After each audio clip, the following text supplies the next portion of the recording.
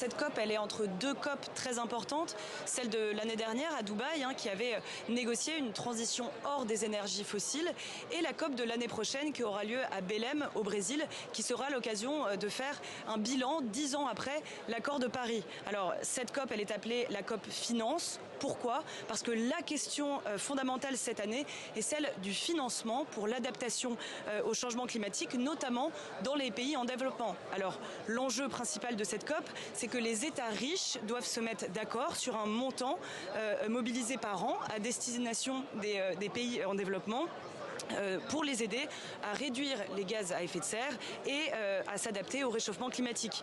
Il faut savoir qu'en 2009, les États riches s'étaient accordés pour mobiliser 100 milliards de dollars par an entre 2020 et 2025 pour aider justement les États en développement, un chiffre qui avait été seulement atteint en 2022. Alors cette COP, elle veut réévaluer et augmenter ce montant pour permettre aux États en développement d'atteindre leurs objectifs.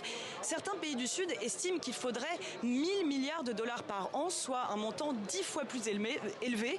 Mais des négociateurs que nous avons croisés ici estiment que ce montant sera impossible à atteindre.